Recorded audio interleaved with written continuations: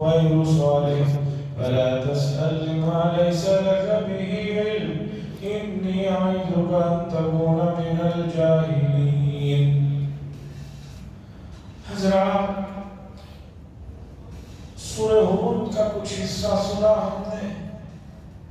ہود یہ پیغمبر کا نام ہے، ایک بڑے پیغمبر گزرے ان کا نام ہے. اس کے بعد سورہ یوسف کو ہم نے سنا، اس کے بعد سورہ رات کو سنا. میں سورہ ہود جو بڑی اہم سورت ہے اس کی ایک آیت پڑھا ہوں، اس کے بارے میں کچھ عرض کر کے پھر آگے دوسرے سورہ یوسف کی طرف لے چلوں گا آپ کو. سورہ ہود کے بارے میں رسول اللہ صلی اللہ علیہ وسلم نے فرمایا شیبت لی سورۃ ہود، سورہ ہود نے مجھے بوڑھا کر دیا. صحابہ نے اس کی وجہ پوچھی تو رسول اللہ صلی اللہ علیہ وسلم نے بتایا اس میں اللہ تعالیٰ نے گزرے ہوئے زمانوں میں انبیاء علیہ السلام کی قوموں نے جب ان انبیاء کی بات نہیں مانی، نافرمانی کی، تو ان پر جو عذابات کو اللہ نے آسمان کے اوپر سے نازل فرمایا جس سے قوم نیست و نابود ہوئی، اس طرح کے واقعات اس سورت کے اندر بھرے ہوئے ہیں کہ ان کو آدمی عبرت سے جب پڑھتا ہے، سنتا ہے تو آدمی پر خوف طاری ہوتا ہے، اور خوف سے آدمی بہت سے مرتبہ یہ جملہ کہنا پڑتا ہے کہ ان مضامین نے، ان حالات نے مجھے بوڑھا کر دیا. ان انبیاء کے واقعات میں سے صرف میں نوح علیہ السلام کے واقعے کا کچھ حصہ آپ کو سناؤں گا. یہ تو آپ کو معلوم ہے کہ نوح علیہ السلام ایک جلیل القدر نبی، رسول، اولو العزم پیغمبر گزرے. عام طور پر لوگ یہ سمجھتے ہیں کہ حضرت آدم علیہ السلام کے بعد نوح علیہ السلام کا نمبر ہے. نہیں، آدم علیہ السلام اور نوح علیہ السلام کے درمیان میں اور بھی انبیاء گزرے، جیسے شیس علیہ السلام ہے، حضرت ادریس علیہ السلام ہے، بہت سارے گزرے. حضرت نوح علیہ السلام نے قوم کو 950 سال تک بلایا. 950 سال قرآن نے ذکر کیا الف سنۃ الا 50 عاما، 1000 میں 50 کا 950 سال تک بلایا. اور روایتیں بتاتی ہیں کہ 70 یا 80 لوگ حضرت نوح علیہ السلام پر ایمان لائے. اس کے بعد اللہ تعالیٰ سے انہوں نے دعا کی تو اللہ نے کشتی بنانے کا حکم دیا اور کہا کشتی میں سوار ہو جائیے، اس لیے کہ اب اس پوری قوم کو جو ایمان نہیں لائے ہیں ان کو غرق کرنا ہے.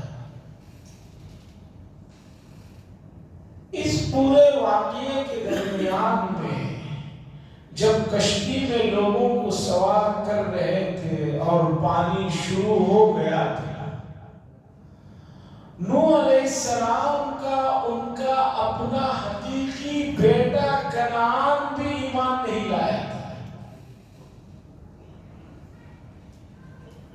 نوح علیہ السلام کو بحیثیت باپ ہونے کے بچے سے کہا، قرآن نے مکالمہ ذکر کیا کہ آ جاؤ، نہیں بچ پاؤ گے. بیٹے نے کہا نہیں، میں پہاڑ کی اونچی چٹان پر جو ہے جا کر اپنے آپ کو بچا لوں گا. حضرت نوح علیہ السلام نے کہا اللہ کے اس عذاب سے کوئی بچا نہیں سکتا، آ جاؤ. اس بیچ میں جب بچہ نہیں مان رہا تھا تو نوح علیہ السلام نے بطور پدری محبت کے، والد کی جو محبت ہوتی ہے، اللہ سے سوال کرتے ہیں کہ اللہ میرے بیٹے کو بچا لیجئے. آپ نے وعدہ کیا تھا کہ آپ کے گھر والوں کو بچا لیا جائے گا، یہ میرا بیٹا ہے، اسے بچا لیجیے۔ سنیے اللہ نے اس کے جواب میں کیا کہا، اِنَّهُ لَيْسَ مِنْ أَهْلِكَ، صرف خونی رشتہ نہیں ہے، اس نے ایمان نہیں لایا ہے، اس لیے وہ تمہارا بیٹا اور تمہارے اہل اور تمہارے گھر کا فرد نہیں ہے۔ اِنَّهُ عَمَلٌ غَيْرُ صَالِحٍ، 950 سال تک جس بندے نے لوگوں کو اللہ کی طرف بلایا، اللہ تعالیٰ ان سے فرما رہے ہیں یہ جو تم نے بیٹے کو بچانے کا جو سوال کیا ہے، عمل غیر صالح، یہ تمہارا صحیح کام نہیں ہے، صحیح بات نہیں ہے۔ آپ نے یہ سوال کر کے بہت زیادہ جو ہے نہ پڑھنے والے لوگوں میں کا کام کر دیا۔ اتنے جلیل القدر پیغمبر کو اللہ کی طرف سے اس سوال پر تنبیہ ہوتی ہے، ڈانٹ ہوتی ہے، اور قرآن نے ذکر کیا حضرت نوح علیہ السلام نے فوراً اللہ کے دربار میں معذرت کی کہ اے اللہ مجھے معاف فرمائیے کہ میں نے ایسی نادانی اور کم علمی اور لا علمی والا کام کر بیٹھا اور آپ سے دعا کر بیٹھا، اگر آپ نے معاف نہیں کیا تو میں تو ہلاک و برباد ہو جاؤں۔ قرآن نے اس واقعے کو ذکر کیا۔ اب ذرا آپ اپنے ویژن کو ذرا کھولیے، ذرا نظریے سے دیکھیے کہ ایک عمل جو اللہ کی نظروں میں ناپسندیدہ ہے، اس کو کرنے والے کی سفارش پر اللہ ناراض ہو رہے ہیں، اور کس پر ناراض ہو رہے ہیں؟ معمولی انسان نہیں، حضرت نوح علیہ السلام ہے جنہوں نے 950 سال تک دعوت دی لوگوں کو اور اللہ کی طرف بلایا، اور لوگ ان کا مذاق کرتے رہے، ان پر دھمکیاں کستے رہے، ستاتے رہے۔ اب ذرا ہم اپنے معاشرے میں دیکھیں، اپنے اطراف میں دیکھیں کہ ہم لوگ جو ہیں کتنے ایسے کاموں پر کہ جس میں ایک آدمی کھلم کھلا اللہ کی نافرمانی کر رہا ہوتا ہے، ہم رشتہ داری کے جوش میں، کبھی علاقے کے جوش میں، کبھی دوسرے واسطوں کی وجہ سے اس آدمی کی حمایت کرتے ہیں۔ شریعت کہہ رہی ہے حق بات کی حمایت کیجئے، باقی وہ رشتہ دار کیوں نہ ہو آپ کا، اس کا تعلق آپ کے ساتھ کیوں نہ ہو، اگر آپ نے اسے چھوڑ کر صرف تعلق اور رشتہ داری کی وجہ سے کام کیا تو انہو عمل غیر صالح، یہ تمہارا عمل جو ہے ناقابل قبول ہے۔ یہ واقعہ قرآن نے ذکر کر کے ہمیں بتایا کہ بہت سے موقعوں پر بات حق کی ہوتی ہے، حق کرنے کی ضرورت رہتی ہے۔ شیخ الحدیث مولانا زکریا صاحب قدس سرہ نے آپ بیتی میں ایک واقعہ لکھا، ان کے اپنے علاقے کا، پھلن یا اس کے اطراف کا ایک واقعہ لکھا۔ ملک ابھی آزاد نہیں ہوا تھا، ایک جگہ کے سلسلے میں ایک مسلمان اور ایک غیر مسلم کے درمیان میں مقدمہ قائم ہو گیا۔ مسلمان کہتا تھا یہ جگہ میری ہے، اور برادران وطن کا وہ آدمی کہتا تھا یہ میری ہے۔ اب اس مسلمان نے لوگوں کی حمایت حاصل کرنے کے لیے یہ کہہ دیا کہ اگر آپ سب لوگوں نے مجھے ساتھ دیا، میں مقدمہ جیت گیا تو یہ جگہ جو ہے مسجد مدرسے کے لیے دے دوں گا۔ اس بات پر مقدمہ ہو گیا، جگہ حالانکہ اس آدمی کی نہیں تھی۔ انگریزوں کا دور حکومت تھا، وہاں پر جج نے پوچھا کہ بھئی اس گاؤں میں کوئی ایسا آدمی ہے کہ جس کی بات پر یہ دونوں اتفاق کر لیں۔ تو وہاں پر ایک اللہ والے تھے، لوگوں نے کہا کہ ان کی بات پر شاید اتفاق کر لیں۔ وہ مسلمان تھا، غیر مسلم نے بھی کہا کہ ٹھیک ہے، اگر انہوں نے آ کر گواہی دے دی اس کی زمین ہے تو میں چھوڑنے کے لیے تیار ہوں۔ اس کی بات پر راضی ہوں۔ اس کے بعد اگلی تاریخ دی گئی، ان صاحب کو بلایا گیا، بلا کر انگریز جج نے پوچھا کہ یہ جو زمین ہے جس کا یہاں مسئلہ چل رہا ہے، سچ بتائیے کہ یہ زمین کس کی ہے؟ سب لوگوں کو امید تھی کہ یہ اس کے حق میں، اپنے بھائی کے حق میں، مسلمان کے حق میں گواہی دیں گے، کیونکہ اس نے یہ بھی کہا کہ مسجد مدرسے کو دے دوں گا۔ انہوں نے کہا کہ سچ بات تو یہ ہے کہ یہ زمین ان کی نہیں، ان صاحب کی ہے، میں اس بات کی گواہی دیتا ہوں۔ جج نے فیصلہ لکھا کہ سچ بات تو یہ ہے کہ مسلمان ہارا ہے، اسلام نہیں ہارا ہے۔ اس کے بعد وہ جو برادران وطن غیر مسلم آدمی تھا، اس نے کہا کہ مسلمانوں کے یہاں سچ بولنے کی اگر اتنی تاکید ہے تو میں آج ہی مسلمان ہوتا ہوں، کلمہ پڑھتا ہے اور اس کے بعد کہتا ہے اس زمین میں جو چاہے مسجد مدرسہ کر لو، میری طرف سے اجازت ہے۔ تو عزیزہ نے گرامی، شیخ نے آپیتی میں واقعہ لکھنے کے بعد کہا کہ حق کا ساتھ دو، اس لیے کہ اللہ کو یہ چیز پسندیدہ ہے۔ نوح علیہ السلام کے واقعے میں اس بات کو واضح طور پر بتایا گیا۔ اس واقعے کے اس حصے سے ہمیں بہت بڑا سبق لینا چاہیے۔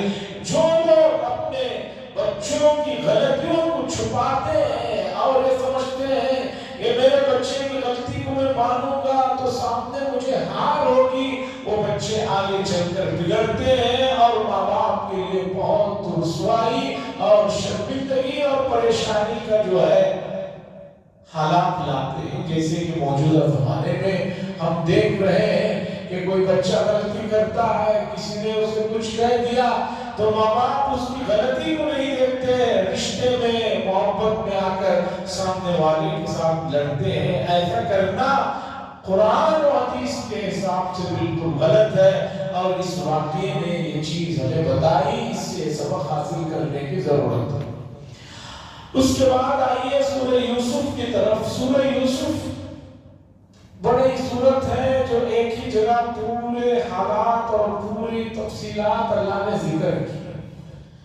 ان حالات اور تفصیلات کو ذکر کرنے کا موقع نہیں، اس لیے کہ کئی دن اس میں لگ جاتے ہیں۔ اس میں ایک خاص حصہ ہے جس کی طرف مجھے آپ کو توجہ دلانا ہے۔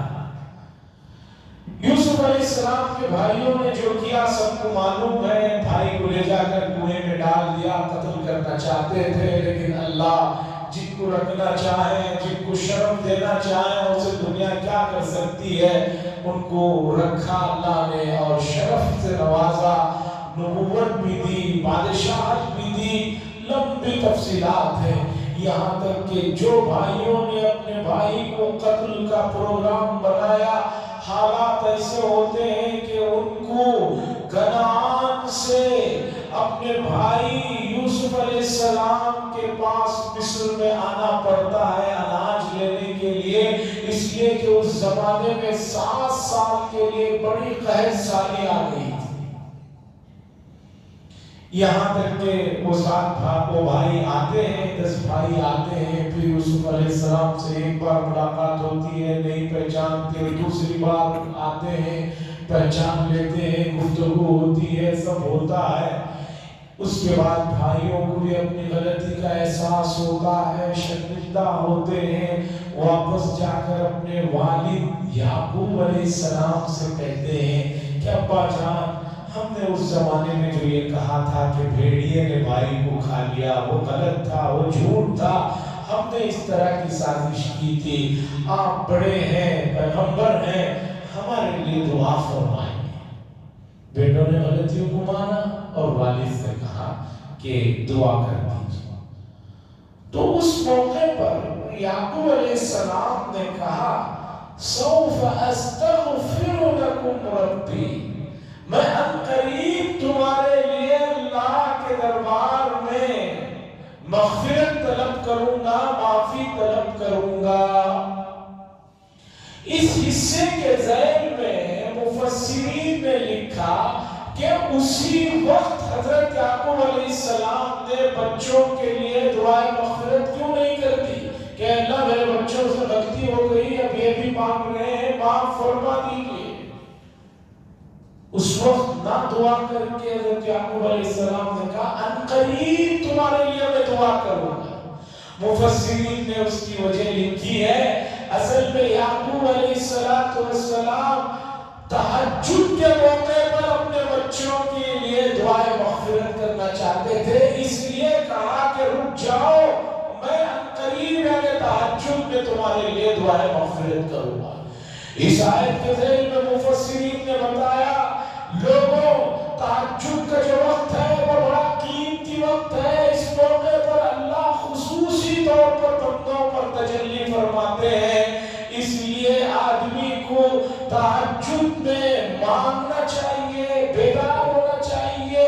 اب یہ مہینے میں تو اللہ نے بڑی سہولت کر دی ہے، ہر آدمی اٹھتا ہی ہے، تھوڑی دیر پہلے اٹھ کر 2-4 رکعت سی پڑھ کر اگر اس موقع پر مانگے گا تو وہ بہت زیادہ اللہ کے یہاں قابل قبول دعا ہوتی ہے۔ ڈاکٹر اقبال صاحب نے کہا رومیوں، غزالیوں، عطار کچھ ہاتھ نہیں آتا۔ امام جلال الدین رومی بڑے آدمی، امام غزالی بڑے آدمی ہیں، حضرت عطار بڑے آدمی ہیں۔ ڈاکٹر اقبال صاحب کہتے ہیں یہ لوگ اس منصب پر جو پہنچے ہیں یہ سب تہجد میں رات میں دعاؤں کا نتیجہ ہے، اس وقت مانگنا چاہیے۔ خود اقبال صاحب نے اپنے متعلق کہا ہے، لندن میں انہوں نے پی ایچ ڈی کی، جرمنی میں پی ایچ ڈی کی، اور آپ کو معلوم ہے لندن میں جب سردی کے ایام آتے ہیں تو 0.10 تک چلے جاتا ہے ٹیمپریچر۔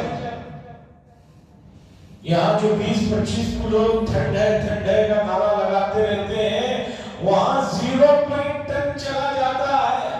ڈاکٹر اقبال صاحب نے فرمایا زمستانی ہواؤں میں گرجے تھی شمشیر کی تیزی۔ اس طرح کی جو ٹھنڈی راتیں ہوتی ہیں، آدمی جب نکلتا ہے تو ہوا لگتی ہے تو ایسا لگتا ہے کہ جیسے تلوار جو ہے چل رہی ہے۔ زمستانی ہواؤں میں گرجے تھی شمشیر کی تیزی، نہ چھوٹے مجھ سے لندن میں بھی آداب سحر خیزی، لندن میں بھی میں نے تہجد کبھی نہیں چھوڑا۔ عزیزان گرامی، سورہ یوسف کے اس حصے کے ذیل میں اتنی بات آپ کے سامنے رکھنا چاہتا ہوں۔ ایک پیغمبر وہ خود اپنے بچوں کے لیے تہجد کے موقع پر دعا کر رہے ہیں، کیونکہ پیغمبر کو معلوم ہے کہ یہ وقت بہت زیادہ قبولیت کا وقت ہے، اس لیے ہمیں بھی رمضان المبارک میں بھی اور غیر رمضان میں بھی رات میں اللہ سے مانگنے کا جو سلسلہ ہے اسے جاری رکھنا چاہیے۔ تھوڑی سی ترتیب جو شریعت نے رکھی ہے اس پر عمل کر لیجئے، رات میں جلدی سو جائیے، خود صبح تہجد میں اٹھنا آسان ہو جائے۔ یہ رات میں جاگ کر صبح دیر سے اٹھنے کا جو معمول ہے یہ فطرت کے خلاف طریقہ ہے، اسے میڈیکل بھی مانتی نہیں ہے، اور فطرت کے ساتھ ساتھ شریعت بھی کہہ رہی ہے یہ طریقہ صحیح نہیں ہے۔ رات میں جلدی سو تاکہ صبح جلدی اٹھو تو جو ہے یہ موقع دعاؤں کے ملتے ہیں۔ امید ہے پہلا عشرہ کی آخری رات ہے، ختم ہونے والی ہے، کل سے جو ہے ہم لوگ دوسرے عشرے میں رات مغرب سے شروع ہو جائے گی۔ ایسے موقع پر ہمیں باقی جو ایام بچے ہیں اس میں راتوں میں دعاؤں کا اہتمام تہجد میں کرنے کی ضرورت ہے، خاص طور پر ملک میں امن و امان اور سلامتی کے لیے۔ اور اسی طریقے پر یہ بھی گزارش ہے کل بعد نماز تراویح انشاءاللہ ایک بڑی روحانی علمی شخصیت کا بیان ہونے جا رہا ہے، آپ تمام حضرات انشاءاللہ شرکت فرمائے۔ وآخر دعوانا الحمدللہ رب العالمین۔ لک الحمد و شکر یا اللہ، اللہم صل علی سیدنا شفیعنا نبینا حبیبنا مولانا محمد بارک وسلم۔ اللہم انت السلام منک السلام تبارک یا ذا الجلال والاکرام۔ صلی اللہ تعالی وسلم علی خیر خلق محمد وعلی آلہ وصحبہ اجمعین والحمد للہ۔